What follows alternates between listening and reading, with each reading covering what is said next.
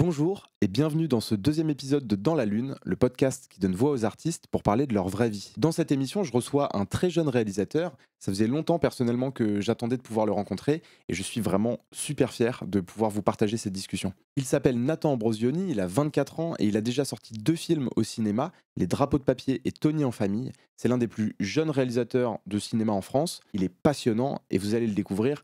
Super sympa. En fait, avant même que le podcast soit vraiment une idée, moi je voulais vraiment rencontrer un jeune réalisateur qui pouvait partager un peu mes repères, mes envies, mes espoirs, quelqu'un qui pourrait m'inspirer un peu à avancer, peut-être dans une période où c'était un peu plus compliqué pour moi, où j'avais besoin d'avancer. Et du coup, quand je lui ai parlé du podcast, il a tout de suite accepté et il m'a donné rendez-vous dans les bureaux de la société de production qui l'accompagne, Shifumi Productions, qui est une énorme boîte. Sans doute vous identifiez les films, Yannick, Je verrai toujours vos visages.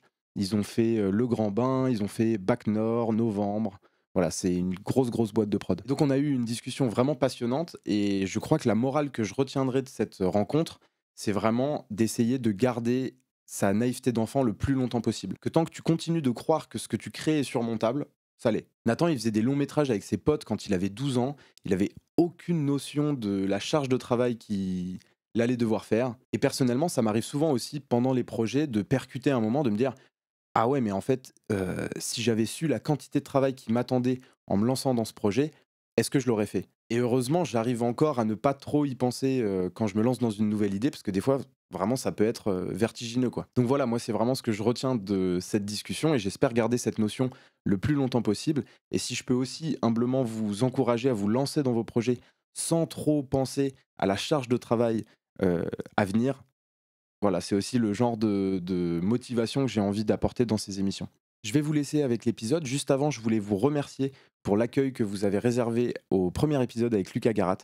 Il s'est passé énormément de trucs très positifs pour moi depuis cette émission, depuis l'enregistrement même, où j'ai notamment rejoint le Ginette Comedy Club avec Lucas Garat donc, et Lucien Géanin, que je tiens d'ailleurs à remercier pour l'aide qui m'a apporté à l'écriture de cet épisode. Merci aussi à Mathis Dell, avec qui je faisais mon précédent podcast, Ça part en prod, et qui m'a filé un coup de main sur l'enregistrement de cet épisode. Bref, je suis trop heureux d'avoir enfin lancé ce projet. Ça me fait déjà énormément de bien, donc encore merci à vous.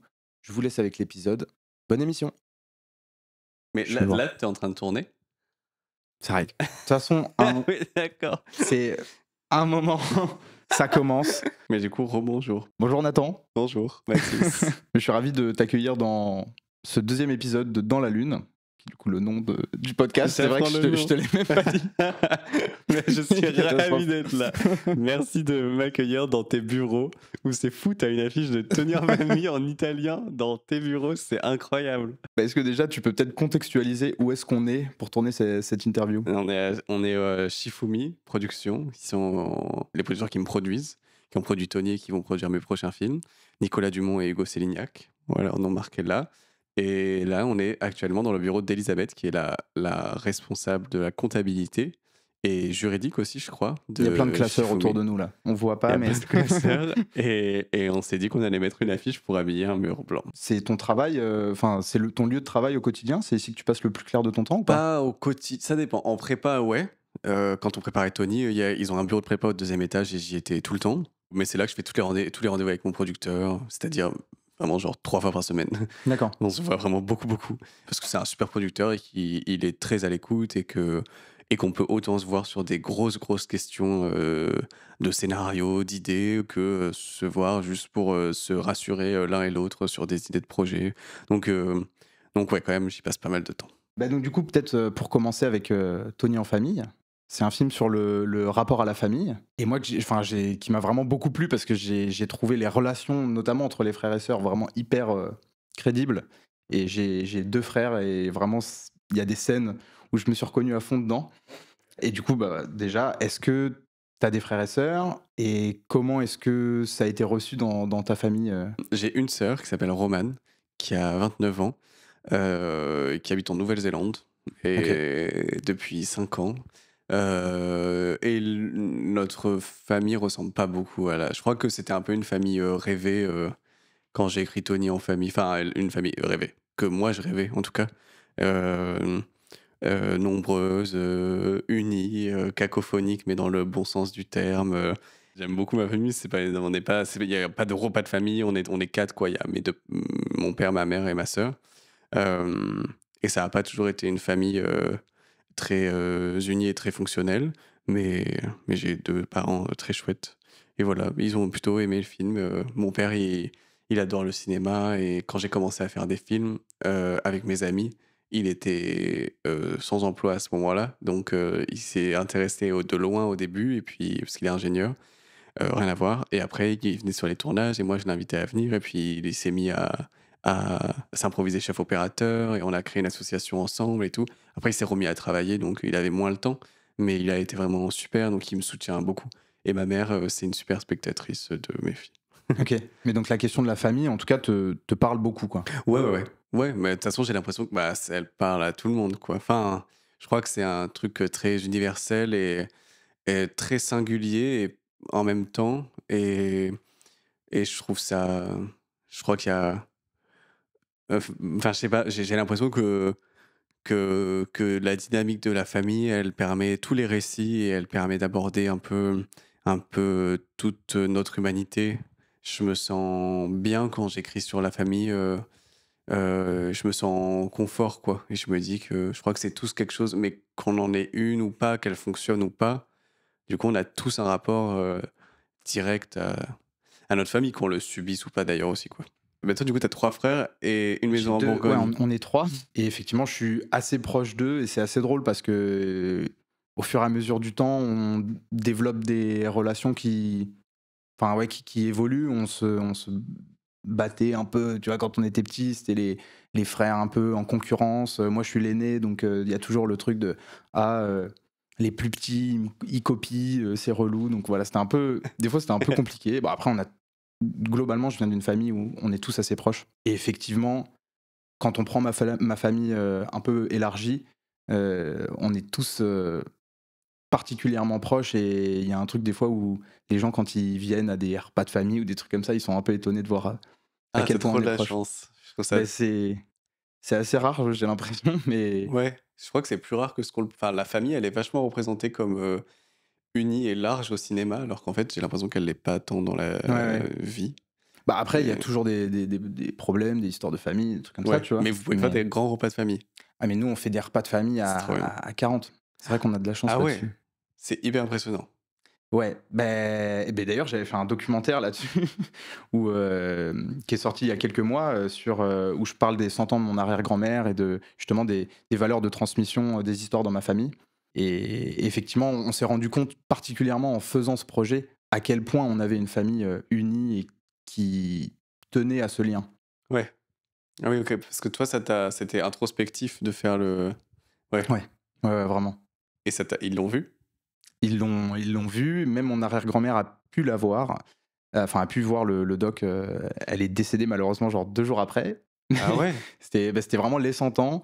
Elle a tenu. A priori, c'est un truc qui arrive assez souvent, ça, où les gens ils tiennent pour un événement en particulier, et puis après, une fois qu'ils ont pu dire au revoir, en gros, ils lâchent.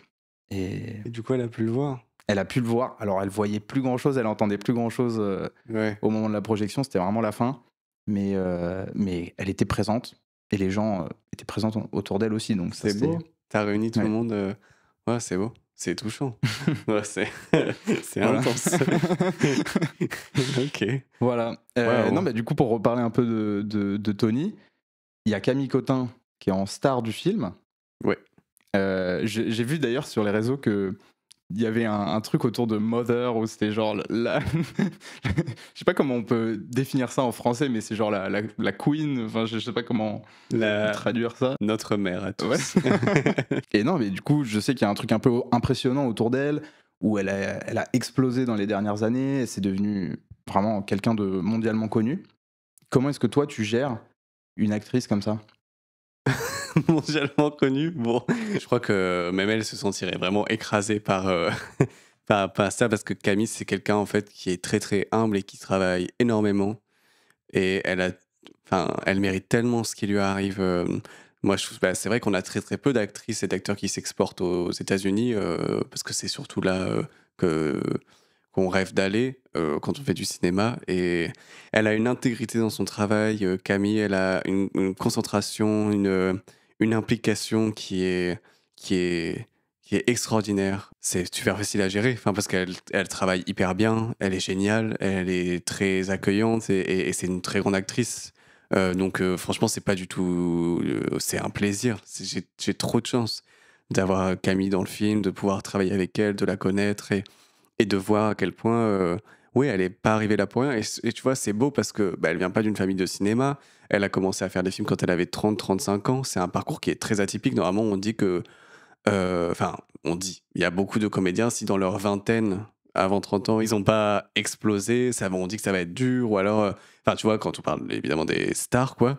Et Camille, elle a un parcours qui est en même temps atypique, en même temps qui n'est pas non plus. Enfin, je trouve qu'il donne de l'espoir. Tu te dis, le travail paye. Camille, elle représente pour moi quelque chose de mérité. Enfin, elle a mérité ça. Elle a tellement travaillé.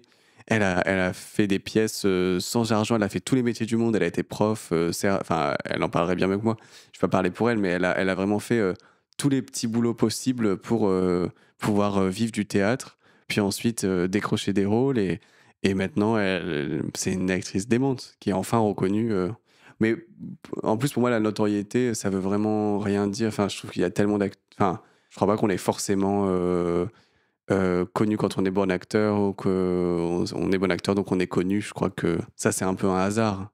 Camille, je trouve que ça lui est arrivé de rencontrer cette notoriété, mais même si elle l'avait pas été, c'est une trop bonne actrice. Enfin, Et du coup, pareil, les autres acteurs, pas trop impressionnés sur le tournage, tout s'est bien passé? je pense qu'ils étaient un peu plus impressionnés que moi parce que déjà ils sont plus jeunes et surtout eux ils viennent là moi c'est mon film que j'ai pensé. Je savais que je voulais Camille, enfin je l'ai provoqué tout ça. Donc bon, si je suis étonné, c'est quand même... tant pis pour moi, Enfin, c'est moi qui l'ai voulu, donc je dois l'assumer. Alors que eux, oui, ils sont castés, ils ont été super en casting, ils arrivent sur le film et ils se retrouvent ouais, avec Camille qui joue leur mère. Mais je crois que c'était intimidant au début et en fait on s'est tellement amusé sur ce tournage, on a tellement passé un bon moment, c'était tellement studieux mais ludique en même temps que très vite en fait ils se sont trouvés entendus et ils rigolaient beaucoup beaucoup avec Camille. Enfin, Camille est devenu un peu le sixième enfant comme moi, on était 7 enfants de cette fratrie. Et du coup, pour avoir vu aussi ton premier film, Les Drapeaux de papier, j'ai l'impression que c'est un truc. Enfin, tes films, c'est plutôt des films d'acteurs, je dirais, où il y a des performances, enfin, ça laisse place à des performances. Toi, c'est ce que tu préfères faire Ah, dans la fabrication globale d'un film? Quand je faisais des films, quand j'étais ado, j'essayais plus de comprendre comment ça marche faire un film, qu'est-ce que c'est la technique du cinéma. Et maintenant, en fait, j'ai compris que, ouais, mais même quand je vais voir un film, j'y vais pour ces acteurs la plupart du temps. Je crois que deux films peuvent parler exactement la même chose, avec des acteurs différents, ils raconteront quelque chose de complètement différent. Et je trouve ça passionnant. Enfin, je sais pas, toi, quand tu penses tes projets, tu dirais que tu penses pas forcément aux actes. Enfin, comment tu penses, toi, Bah, moi, le truc, c'est que j'ai pas encore eu suffisamment d'expérience Oui, en mais t'as fait direction des cours d'acteur quand pour même. la fiction. Non, pas encore vraiment. J'en ai fait un avec Mathis qui est derrière la cam, euh, mais non, j'aimerais bien avoir plus d'expérience à ce niveau-là. Après, je sais que je te rejoins sur le côté. Au début, on est très focus sur la technique, et moi, vraiment, pendant des années, j'étais un gros geek, et je le suis encore de la technique, essayer de comprendre pour qu'il n'y ait pas de problème à ce niveau-là. Mais c'est vrai qu'une fois que tu as compris et que tu arrives à te libérer de ça, j'ai l'impression que tu accèdes à un autre truc de création ou même si tu as la chance d'être bien accompagné techniquement, tu peux vraiment te focus sur des questions de narration et de Ouais. direction d'acteur. Mais c'est vrai que oui, je suis d'accord. Je pense que, mais aussi parce que quand on fait des courts métrages, enfin là, je sais pas dans quelles conditions tu l'as fait, mais moi, quand je faisais mes films, au style et tout notamment, il y avait zéro argent, il y avait rien, et j'étais tout seul derrière la caméra, donc je devais faire l'image, je devais faire des fois même le son, diriger les acteurs en même temps, écrire le film dans la semaine parce qu'on tournait le week-end. Enfin bon, ça a pas trop de sens en fait. C'est très difficile de réfléchir à un film comme ça, même si c'est trop chouette. Enfin, j'ai fait ça pour apprendre. De toute façon, j'avais 14 ans. D'ailleurs, c'est pour ça que ça m'énerve. Il y a des articles de presse qui disent, en parlant de Tony, le troisième film, en incluant du coup Hostile, où déjà ça n'a pas de sens parce que j'en ai fait deux s'ils partent de ce principe-là, quand j'étais adolescent, donc il y a Hostile et Thérapie. Mais c'est des films que j'ai fait quand j'avais 14 ans. Enfin, je trouve ça trop bizarre de pouvoir inclure ça dans ma filmographie au même titre que Les Drapeaux de papier et Tony, qui sont des films produits. Même si j'avais 18 ans quand j'ai fait Les Drapeaux de papier, j'étais jeune aussi, mais c'est pas pareil, j'étais un jeune adulte. J'avais littéralement 14 ans. Enfin, en fait, si on prend les films de vacances de tous les réalisateurs, et, enfin, je suis sûr qu'ils en ont fait plein aussi. Enfin, je trouve ça bizarre parce qu'effectivement, c'était plus des films d'apprentissage. C'était pas des films, moi, que je considère. Enfin, je les adore. Enfin, c'est trop mimi et je suis content de. Enfin, je serais content. Je les ai pas revus depuis très longtemps de les revoir. Mais pour moi, c'est pas des films qui sont constituants de ma filmographie. C'est des films que j'ai fait pour apprendre et je les vois à cette valeur-là. Mais par exemple, il y a Thérapie sur Letterboxd. J'adore Letterboxd, c'est vraiment très très drôle. Les gens sont un peu foufous et ils parlent de thérapie. Enfin, ils laissent des reviews sur Thérapie, des Américains surtout, parce que le film a été acheté aux États-Unis il y a longtemps. Et ils en parlent comme s'ils parlaient d'un autre film d'horreur, alors que c'est fait avec 1 000 € par un adolescent de 16 ans et ses potes. Et eux, ils en parlent, mais d'un côté, tant mieux. Enfin, ils voient pas la différence, mais ils en parlent vraiment. Ils sont en mode, ah, ça ressemble un peu à Halloween et tout. Je suis en mode, mais les gars, enfin, vous parlez d'un film premier degré fait par des adolescents. Enfin, je trouve ça trop bizarre. Enfin, tout ça, enfin, ouais, la façon dont on juge et tout. Mais tout ça pour revenir au. Ouais, quand on fait ça sans argent, on essaie d'apprendre un peu tout ça. Et puis quand on se rend compte qu'en fait, on a une équipe sur laquelle on peut se fier, se reposer et compter, ça change vraiment la dimension de faire un film, je trouve. Et du coup, justement, comment ça s'est passé quand tu t'es lancé dans tes premières réalisations? Moi, j'avais surtout une question sur la gestion de l'impro, parce qu'en fait, moi, ayant fait un documentaire produit, j'avais 19 ans, je comprenais rien de ce qui m'arrivait, j'avais pas vraiment d'expérience pro avant ça. Enfin, j'étais en école, j'avais pas eu le temps de vivre vraiment des trucs. Et du coup, j'apprends tout sur le moment. C'est-à-dire que chaque étape est un nouveau truc où, ah ok, j'avais pas pensé à ça, il faut faire ci, il faut faire truc. Comment est-ce que toi, t'as appréhendé tes premières réalisations n'ayant a priori pas d'expérience? Bah, tu vois, le premier film, c'était vraiment moi et une amie chez moi, on avait 12 ans, puis qui s'est transformé avec un peu plus d'acteurs qui sont arrivés. Et ça a donné un long métrage vraiment bizarre et très très gore qu'on montrait aux salles des fêtes, qu'on montrait au cinéma de la région. Et parce que je crois que ça, c'est un truc qui m'a aidé, c'est que j'avais vraiment honte de rien du tout. Mais alors, en fait, j'avais pas du tout cette notion de oh, ils vont voir mon travail et ils vont le juger Ok. négativement. Enfin, en fait, je m'en foutais. Je me disais juste, ah, j'ai envie de montrer mon film. Et je m'en fous un peu de ce qu'ils pensent. Je me dis juste, ça va être chouette, ça va être rigolo. Et ça m'a aidé parce que du coup, en fait, à force de le montrer, bah, ça t'encourage à en faire un autre. Ça te donne l'énergie d'en faire un autre. Parce que si tu fais un film pour personne, je trouve ça compliqué. Quand tu fais un projet qui n'aboutit pas ou que personne ne voit ou qui va pas au bout, en fait, je crois que l'énergie de partager un film, mais que ce soit avec 10 personnes ou plein, ça donne tellement. Ça donne confiance, quoi. Ça donne envie d'aller plus loin. Enfin, je sais pas. Toi, c'est pour la télé que tu as fait le documentaire? Oui. Ouais, donc tu vas pas rencontrer. Mais tu sais que des gens vont le voir. Donc Mhm. c'est aussi quelque chose. Ouais. Et voilà, il y a eu ensuite Hostile où j'allais dans des cours de théâtre pour attraper des acteurs de la région. Mais c'était toujours très fait main et ça se faisait. C'est un tournage de 6 mois, quoi, parce qu'on tournait chaque week-end, chaque vacances scolaires.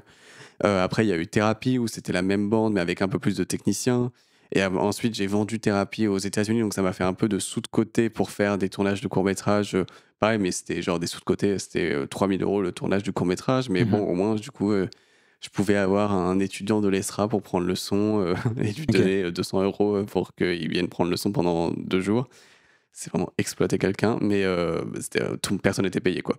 Mais Et juste, du coup, tu t'es lancé direct dans des longs. C'était pas un. Ouais, tu au t'es pas début, posé ouais. la question, peut-être passer Bah, par des j'avais cours. 12 ans, en fait. Donc, Mais c'est fou. mais comme j'avais 12 ans, enfin 12-13 ans, je me disais juste, bah, j'ai envie de faire des films et je connaissais même pas le format court-métrage parce que je viens pas du tout d'une famille cinéphile ou.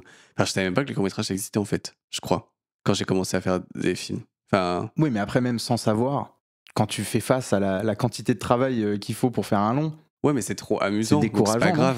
Bah non, parce que moi, je me suis que amusé. Franchement, c'était pas du travail. Tu vois, Ok. quand t'as 12 ans, J'allais à l'école, je faisais mon petit truc au collège, et puis le soir, je faisais du montage, et j'écrivais pour les séquences qu'on allait tourner le week-end. Et en fait, chaque week-end, et puis tous les films que je regardais du coup, étaient des longs métrages. Et moi, mon but, quand j'ai fait le premier film avec ma pote quand on avait 10 ans, c'était un remake de Paranormal Activity.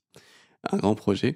Et du coup, Paranormal Activity dure 1h20. Donc moi, je me disais, ça peut pas durer en dessous de 1h20 parce qu'on doit faire un remake de Paranormal Activity. Donc en fait, juste la quantité de travail allait de soi, mais c'était pas vraiment Enfin, j'écrivais pendant la semaine, on se voyait le week-end, on tournait des séquences, et à force de les empiler, il se trouve que ça donnait un long métrage, quoi. Mais C'est marrant cette approche. Enfin, c'est vraiment une approche un peu d'enfant naïf qui réfléchit pas, mais qui du coup finit par faire un truc ouf, quoi. Non, non, c'était vraiment pas ouf. Oui, mais en vrai, enfin, quand je repense à mes vidéos que je faisais au collège, j'ai très très honte de les mater aujourd'hui. Mais c'était ouf objectivement, tu vois. Aujourd'hui, à l'âge que j'ai, si je vois un gosse de 12 ans ou 13 ans qui fait des vidéos et qui se la tue à faire de la réal, de l'écriture, du montage et tout, peu importe le résultat, c'est impressionnant. En tout cas, oui, c'est pour ça que je te disais, moi, j'avais pas forcément honte et je pensais pas au résultat. Je me disais juste, on s'amuse tellement à le faire. Et quand on a fait la première projo, 3 personnes ont vomi. Parce que c'était vraiment très gore.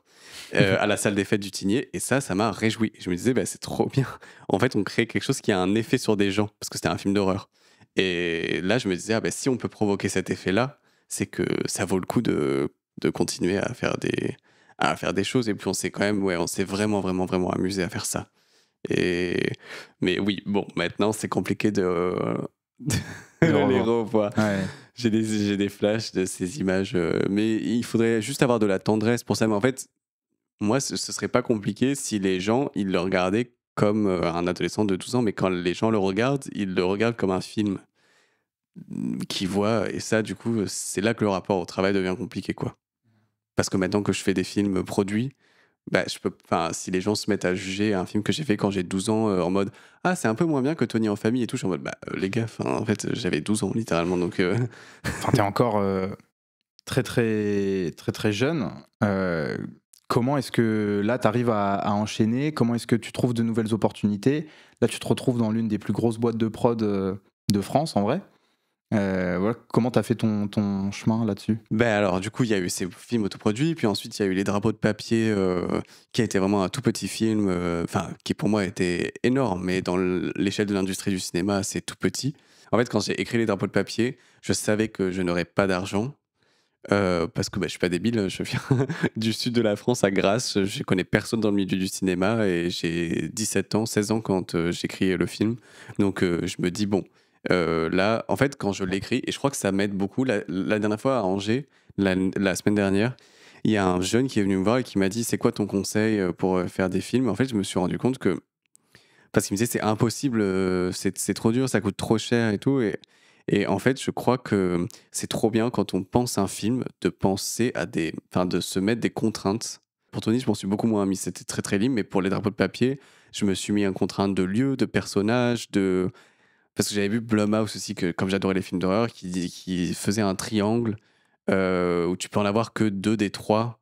C'est genre des personnages, des décors ou des effets spéciaux quand tu fais un film d'horreur. Et tu peux en choisir que 2 des 3 pour pouvoir produire un film pas cher. Et bon, moi, je me disais, pour un drame, il n'y a pas d'effets spéciaux, mais si j'ai peu de personnages, que j'ai un seul lieu, que c'est des acteurs jeunes, donc ils ne seront pas forcément connus, donc ils ne vont pas coûter cher, c'est une histoire simple qui se passe dans une maison. Enfin, en fait, j'avais tout ça en tête parce que je me disais, je ne pourrais jamais faire autre chose. On me laissera, déjà, je ne sais même pas si on me laissera faire ce film, parce que je connais personne.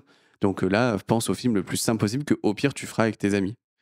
Et donc voilà, on a eu que l'avance sur recette et ça s'est fait. Et ensuite, Tony, c'est grâce au drapeau de papier. Hugo Célignac a vu les drapeaux de papier, a aimé, m'a dit qu'il voulait produire mon prochain film. Et voilà, de fil en aiguille, ça s'est fait comme ça. Et psychologiquement, ça va? T'arrives à gérer l'explosion un peu? C'est un privilège, hein, franchement, de faire des films indépendamment de la vie perso. C'est beaucoup d'investissement et on s'en rend pas vraiment compte. On a l'impression que c'est un peu un truc... parce qu'on quand les gens voient le film, ils nous voient que en avant-première ou dans des événements ou dans des trucs comme ça. que je parle surtout pour les acteurs.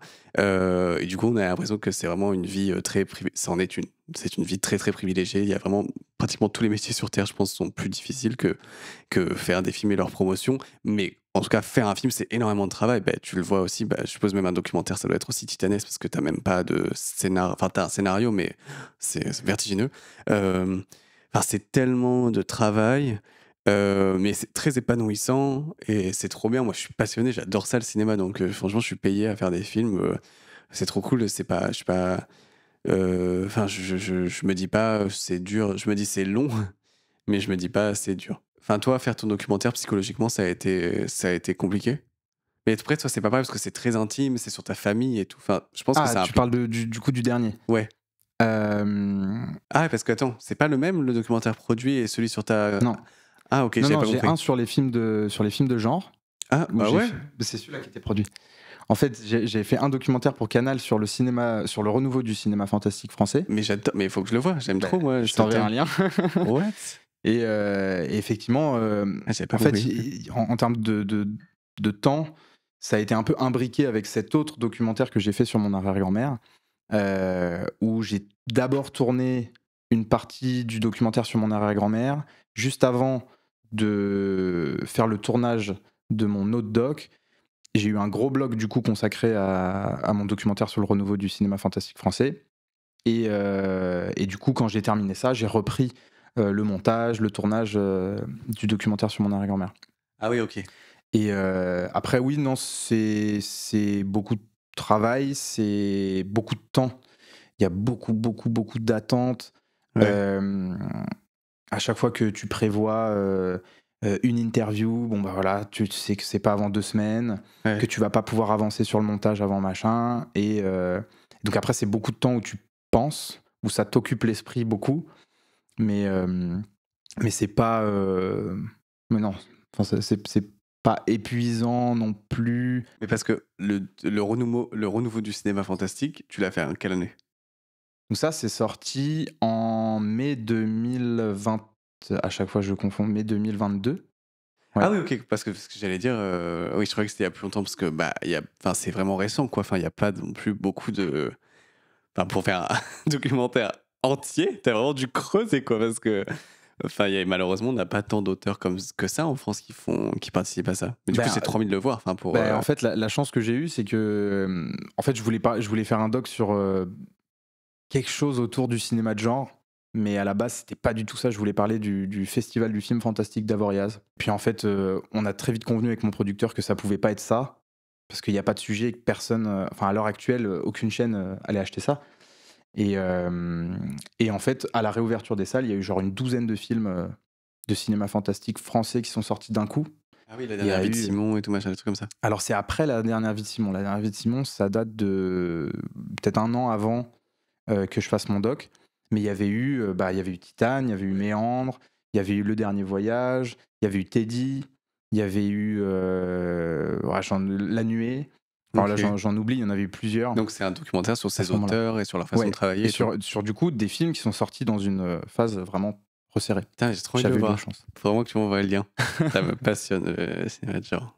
Du coup, ok. pour reprendre un peu sur, Oui, vas-y, pardon. sur les questions, parce que j'ai encore pas mal de questions, il est 14h50. En gros, on a grandi dans une génération où tout va très très vite, où on voit des gens exploser du jour au lendemain, notamment grâce aux réseaux sociaux, où ça donne des portes ouvertes à des gens qui n'ont pas de connexion, pas de contact dans le cinéma et tout.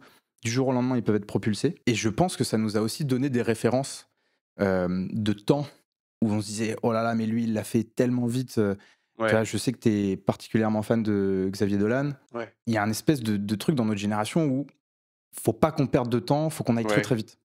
Est-ce que toi, tu as eu un peu cette pression de te dire ah non, mais moi, c'est hors de question que je sois réalisateur à 40 ans, faut que je fasse mon premier film obligatoirement avant mes 20 ans Mais alors, c'était pas forcément que. Enfin, je suis complètement d'accord avec ce que tu veux dire. C'est juste que j'avais trop envie de faire des films, enfin, je comprenais pas pourquoi je devais attendre. Parce qu'effectivement, je vois qu'en France, la moyenne d'âge d'un jeune réalisateur, c'est 40 ans. Ce qui est vraiment intense. Parce qu'évidemment, on est jeune quand on a 40 ans, mais c'est fou que la majorité des premiers films soient faits par des gens qui ont 40 ans. Déjà, en fait, je me disais, mais ils ont fait quoi de 20 ans à 40 ans? Enfin, moi, là, si je gagne pas de revenus, mes parents, ils peuvent pas du tout assurer. Enfin, je Oui. pourrais pas vivre à Paris. Non, mais la réalité, c'est Donc, que la plupart sont genre techniciens en c'est espérant ça. gravir Ah, mais, les échelons Je l'ai et compris devenir après, réalisateur. effectivement, que chacun occupe un poste et tout. Là, je parle avec Robin Campillo, qui est passionnant, avec qui j'étais jury à Angers. Et en fait, il était monteur avant d'être réalisateur, et c'est comme ça qu'il a gagné sa vie, parce que oui, c'était un peu une énigme. Mais en fait, j'aimais tellement faire des films. Et encore une fois, oui, j'ai commencé du coup quand j'avais vraiment 12 ans, et j'ai pas arrêté. Entre mes 12 et 17 ans, j'ai fait 3 longs métrages et 5 courts métrages. Donc, je faisais tout le temps ça. Il n'y a pas une seule soirée ou un seul week-end où j'ai pas fait un montage de film, où j'ai pas tourné quelque chose. Donc, en fait, je me disais juste, bah, c'est ma vie. Enfin, j'aime trop faire ça, et ma vie se résume vraiment à ça, quoi. Il se passait rien d'autre que faire des films. Donc, c'était juste la continuité. Mais effectivement, je vois, moi, ça m'a donné beaucoup d'espoir, le modèle de Xavier Dolan. Parce que je faisais que des films avec mes potes et de façon autoproduit. En fait, j'ai vu que lui, il faisait des films qui étaient à Cannes carrément, et il avait 20 ans, 25 ans. Et je me disais, donc en fait, on peut aussi faire du cinéma produit et commercial, pas dans le sens des produits commerciaux, mais dans le sens qui se vend, quoi, avant 40 ans. Et ça m'a pas mal aidé. Mais moi, je viens quand même, toi, t'as 2 ans de moins que moi, je crois. Mais nous, Instagram, c'était pas comme ça. Enfin, moi, quand j'étais adolescent, c'était pas ça, Instagram. Enfin, il y avait pas ça. Non, mais avant Instagram, il y avait quand même il y avait YouTube. Ouais, mais Et- moi, YouTube, je regardais pas. Donc, en Ok. fait, j'ai jamais trop regardé. Donc, je crois que j'ai pas compris le truc. Enfin, j'ai pas compris le truc. Je le comprends, mais je l'ai pas vécu, je l'ai pas compris quand j'étais ado. Donc, et comme Instagram, il y avait pas vraiment les influenceurs. Enfin, moi, je me souviens pas de ça, en tout cas, quand on était ado. Bah, influenceur, le terme n'existait pas encore, mais tu vois, quand on voyait, en plus là, il y a le doc de Squeezie qui est sorti il y a quelques jours, quelques semaines, où on voyait, enfin, on se rend compte à quel point le mec à 17 ans, c'était déjà une star absolue, ouais tu vois. J'ai pas vu Et le. ça remet en perspective le truc où, enfin, moi vraiment, je prenais ça comme modèle, et Squeezie, c'était un parmi tant d'autres, mais Ouais. tu voyais des mecs de 17 ans faire des millions de vues sur du contenu. Après, c'est différent, c'est pas du cinéma. Enfin, C'est pas du cinéma. c'est Mais en genre, tout toi, cas, il y a... moi, c'est vrai que j'étais pas du tout passionné. Moi, j'étais passionné par le cinéma. Du coup, en fait, YouTube, je regardais tellement, je passais mon temps à regarder des films, donc j'avais pas le temps de regarder YouTube. Et je crois que c'est deux médiums, mais ça veut pas dire que l'un est meilleur que l'autre, hein. Je te fais pas du tout la comparaison. Juste, c'est deux médiums vraiment très différents. Ouais. Et je crois que c'est deux passions différentes presque. Ou alors que tu arrives à assembler en Ouais. une. Mais Bah, en tout cas, pour moi, c'était aussi un modèle plus que le contenu, un modèle d'entreprendre. Ouais. Tu vois, c'est-à-dire que c'est pas parce qu'on est jeune qu'on ne peut pas entreprendre par soi-même des trucs Ouais. et être la tête d'affiche d'un projet. T'as 20 ans, bah ouais, voilà, tu t'assumes et c'est toi le leader du projet. Mais oui, c'est vrai que. Après, oui, j'ai l'impression que ça a remis ça en place dans cette industrie. Après, dans la chanson, ça existait déjà, de faire des trucs comme ça. On voit toutes les stars des années 2000 et même avant, on commençait très très jeune et tout. Ça a changé quelque chose, ça c'est sûr. Puis même, on pouvait partager avec. Moi, je me souviens que toutes mes avant-premières, toutes mes projections de films quand j'étais ado, c'était je publiais des trucs sur Facebook, j'envoyais des messages sur Facebook pour que les gens viennent. C'est comme ça qu'un festival à Senlis aussi a projeté mon premier film, The Rushing Tape, quand j'avais 13 ans là-bas, avec des étudiants de l'école de la Cité et tout.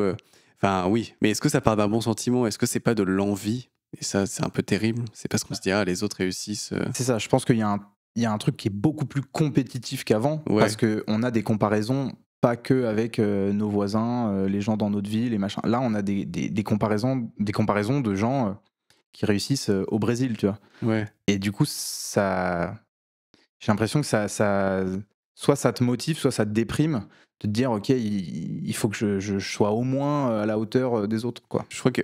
Enfin, il y a des gens qui veulent faire des films pour Instagram. Il y a des gens qui veulent faire des films pour réussir. Il faut faire des films parce qu'on aime faire des films. Je reviens sur ce que tu disais juste avant. Moi, j'aimerais bien savoir pour qui tu fais les films.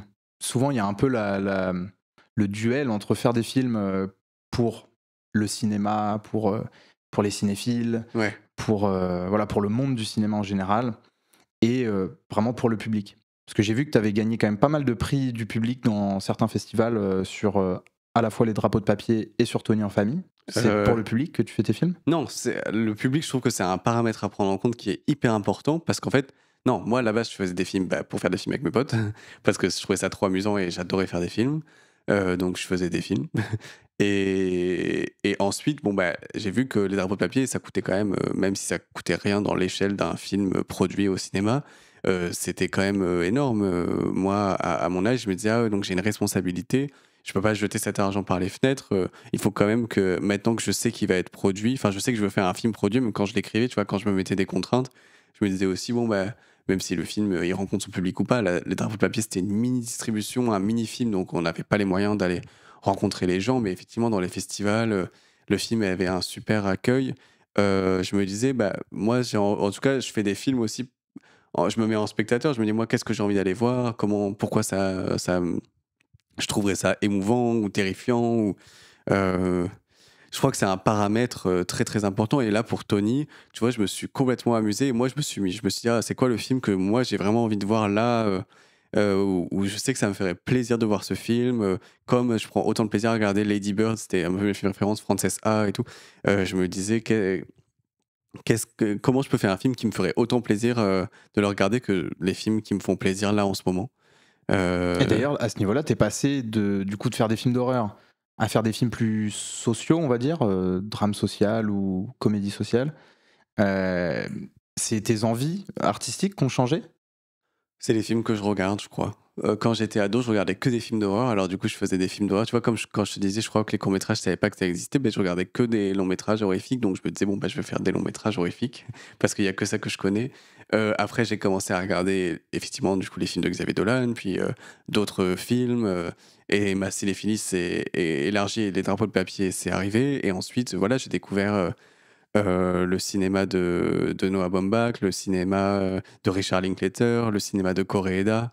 Je me suis dit, j'aime trop ces films. En fait, je crois que j'aime bien me laisser aussi guider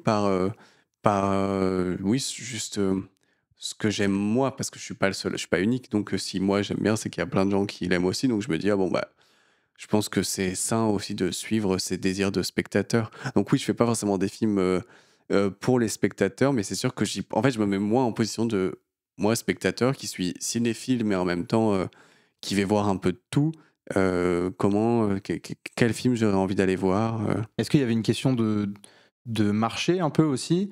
C'est-à-dire que sachant que c'est hyper compliqué de faire financer des films d'horreur, peut-être tu t'es éloigné un peu de ça ou c'est pas lié? Ouais. Ouais, je pense c'est pour ça que ça m'intéresse trop de voir ton documentaire, parce qu'effectivement, j'ai remarqué que je faisais des films d'horreur, donc avec mes potes, et j'étais invité presque dans le monde entier à aller présenter mes films dans des festivals de films d'horreur, enfin toute proportion gardée, hein, je dis pas que... Mais je suis allé au Canada, je suis allé à Los Angeles, je suis allé en Italie, il est sorti au cinéma en Italie, Hostile, il a été doublé en italien, je suis allé en Roumanie, à Londres, je suis allé dans plein d'endroits où je me disais, et il y avait genre, quand j'allais à Fantasia, donc un festival de films fantastiques à Montréal, un très très gros festival de films fantastiques, il y avait 300 personnes qui faisaient la queue pour voir Hostile, un film fait par un adolescent de 14 ans. Je me disais, mais waouh, ces gens, je n'ai rien à voir avec eux, ce n'est pas du tout des gens que je connais, et ils attendent pour venir voir mon film.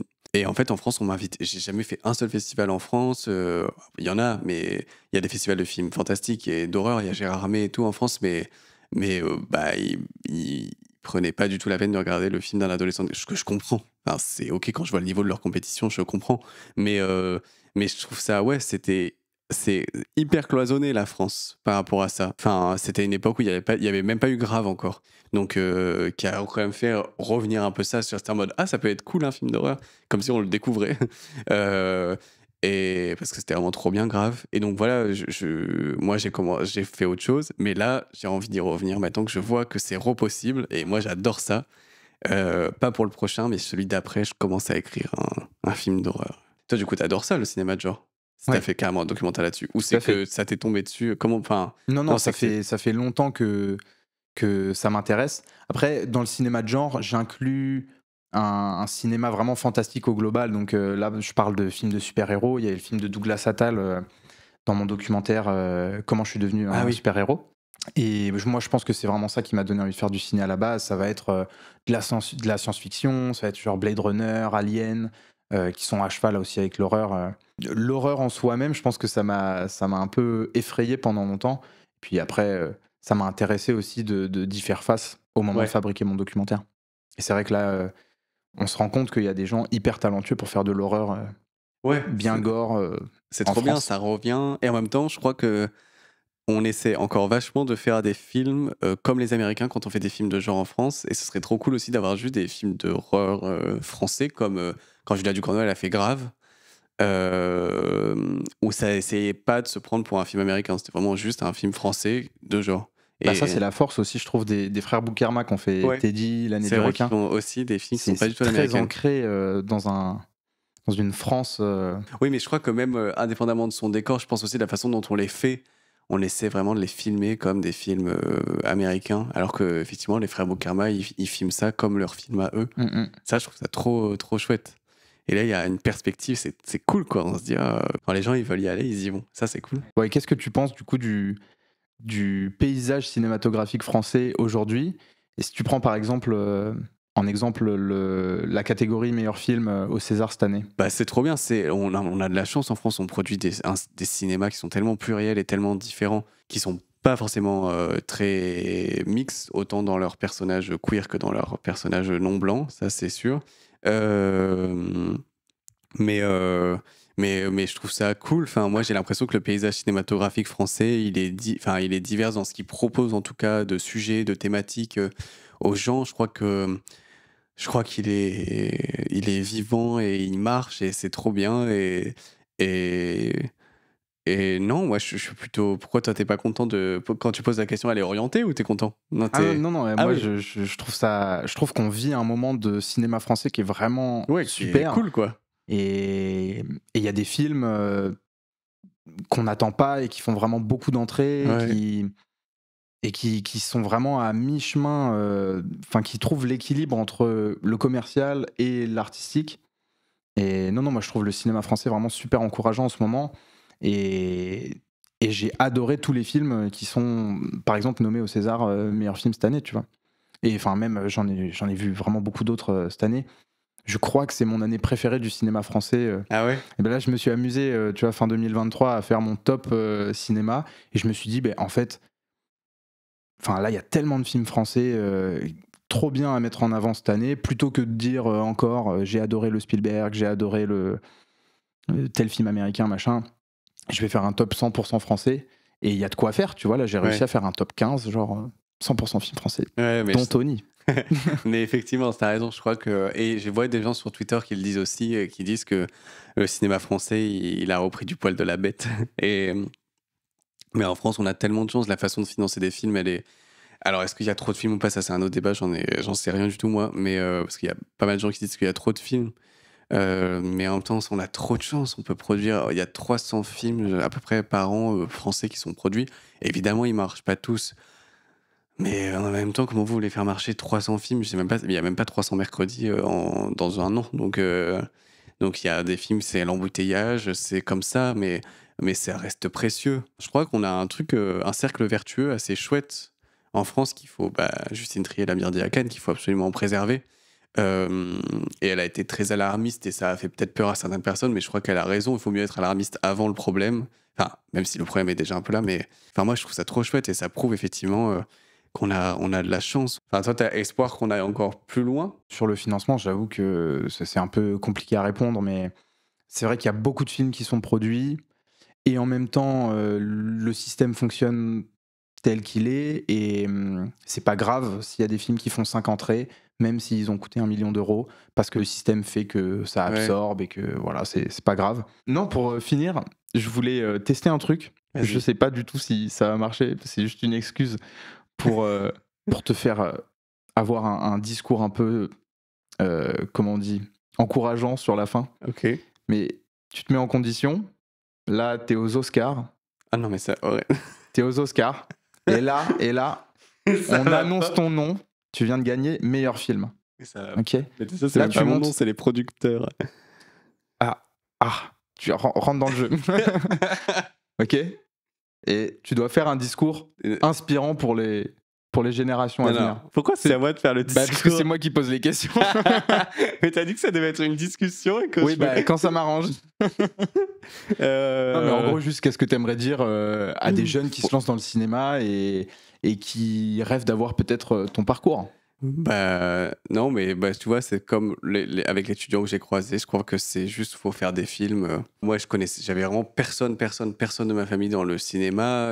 Je viens de Péménade où il y a 6000 habitants et il y a même pas, il y a une salle des fêtes qui projette un film tous les mardis. Et je crois qu'il faut pas penser à ce mythe du réseautage. Il faut essayer d'abolir un peu ce truc c'est un monde particulier et une sphère, ça en est dans certaines manières, mais je crois aussi que c'est pas si impénétrable que ça, et je crois que il y a plusieurs cinémas en fait. Enfin, il y a pas un monde du cinéma. Moi, j'ai pas l'impression d'être autant lié avec certains réalisateurs et réalisatrices que d'autres où je me sens très lié à eux et j'ai l'impression qu'on est connectés et qu'on se rencontre et que c'est super. Il y a plein de réseaux, il y a plein de gens, il y a plein de... Enfin, faut juste faire des films et c'est vraiment dur de faire un film, même si, encore une fois, c'est privilégié et tout ça.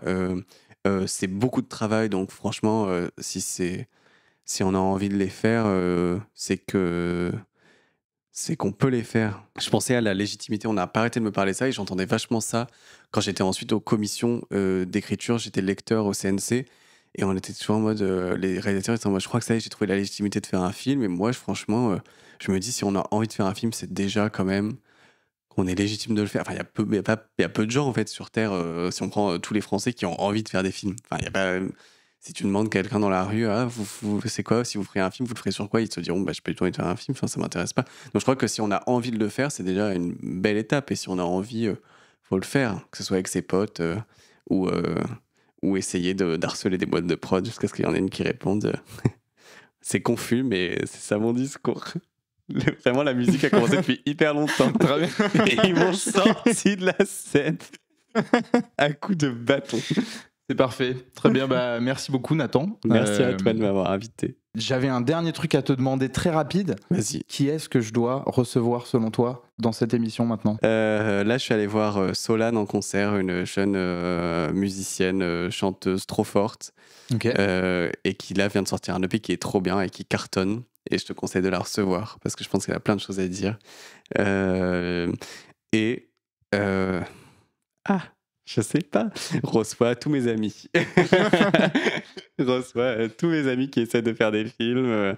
Reçois plein de jeunes. C'est trop bien, franchement. Il faut qu'on se soutienne entre nous. On essaye tous de faire des films. Alors ouais, je te dirais pas... Enfin, Justine Triet, je pense que ce serait trop bien que tu la reçoives. Je pense qu'elle est méga intéressante. Mais... Je pense qu'elle a, elle a moins besoin de parler. Reçoit elle est probablement le réalisateur de Chien de la Casse. Pour Le Chien de la Casse, il doit avoir plein de trucs à dire. Il vient un truc fou avec son film et tout. Le message est passé. Si ces gens veulent venir, c'est avec grand plaisir. Mais moi, je vais dire à Solane de venir. Ok, trop bien. Merci beaucoup. Merci à toi. C'est la fin de cette émission. Merci de l'avoir suivi. J'espère que cette discussion vous aura plu et peut-être inspiré à vous aussi faire des films. Moi, c'est ce que je disais en début d'émission, ça m'a vraiment remotivé à écrire des films et à pas trop réfléchir sur ce qui m'attend. N'hésitez pas à suivre Nathan Ambrosioni sur ses réseaux sociaux. N'hésitez pas aussi à suivre la chaîne YouTube, mes réseaux sociaux, Spotify, tous les trucs de podcast. Voilà, en fonction d'où vous écoutez, n'hésitez pas à me suivre. Et j'espère que vous serez présents pour les prochaines émissions. Franchement, j'ai des trucs super qui devraient arriver. J'espère que vous serez présents. Merci encore à tous et à très vite.